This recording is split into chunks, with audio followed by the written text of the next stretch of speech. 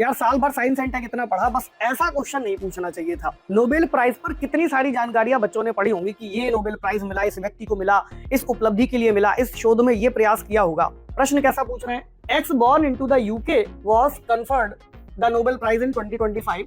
He was a professor in American University when this prize was announced. Identify x, यानी mister x हैं जो UK में पैदा हुए हैं और अमेरिका के एक विश्वविद्यालय में पढ़ाते हैं जब उनको नोबेल पुरस्कार दिया गया है। आप व्यक्ति को पहचानो।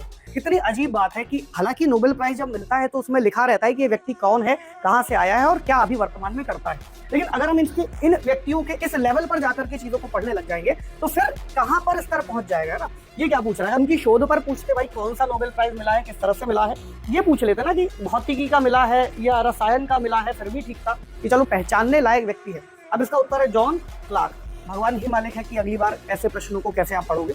अब तो ये भी देखना पड़ेगा कि अगर रिचर्ड डॉब्सन को मिला है, माइकल एच डेवरेट को मिला है, तो ये कहाँ से आते हैं, कहाँ पैदा हुए, कहाँ पर चॉकलेट खाते थे। खैर इतना ये लेवल काफी डाउन है। कुछ क्वेश्चंस में निराशा हुई है, जैसे ये एक क्वेश्चन है, कुछ और भी क्वेश्चन है। देखो ये एक अच्छा क्वेश्चन है, ये सिंपल, बहुत सिंपल क्वेश्चन है। तो भारत के डीप ओशन मिशन के संबंध में निम्नलिखित में से कौन से कथन सही है? तो पहला स्टेटमेंट, इसे भारत सरकार के पत्तनकोट परिवहन और जलमार्ग मंत्रालय द्वारा शुरू किया गया है, स्टेटमेंट गलत है। दूसरा और तीसरा सही है। ये बहुत बहुत सामान्य क्वेश्चन है। मत्स्य 6000 की तस्वीर आज से कम 2 साल से उपलब्ध है मार्केट में और इस पर चर्चा कई बार हो चुकी है। तो ये एक सरल प्रश्न है जिसको आप टिक करके अच्छे नंबर बटोर सकते थे। तो ऐसा नहीं है, मेरा अनुमान है कि लगभग 50 प्रश्न ऐसे हैं जिनको आप आसानी से सॉल्व कर सकते थे। देखो यूपीएससी का हमेशा काम होता है ट्रेंड सेट करना, हर बार कुछ नया लेकर आता है और लोगों को शॉक होता है। 10 सवाल 15 सवाल शॉकिंग थे, बहुत शॉकिंग थे। एथिक्स भी था और एथिक्स के अलावा लग रहा था कि हम सीसेट सॉल्व कर रहे हैं या जीएस सॉल्व कर रहे हैं। एक बार को मुझे भी लगा पेपर 2 है या पेपर 1 है, तो देखा था पलट करके।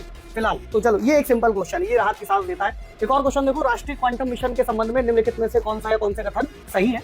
इसका उद्देश्य 50 से 1000 भौतिक क्यूबिट की क्षमता वाले मध्यवर्ती स्तर के क्वांटम कंप्यूटर विकसित करना है। दूसरा, इसके कार्यान्वयन के अंतर्गत संपूर्ण भारत में भारत के शैक्षणिक और राष्ट्रीय अनुसंधान एवं विकास संस्थानों में 4 विषयगत केंद्रों की स्थापना करना भी सम्मिलित है। क्वेश्चन आसान है, नेशनल क्वांटम मिशन, और एक संभावित सवाल है। ये अनुमान है कि आप लोग इसको सही कर लोगे और ऐसा प्रश्न भी सिंपल है, कुछ खास नहीं है, नंबर बटोरने वाला सवाल था ये।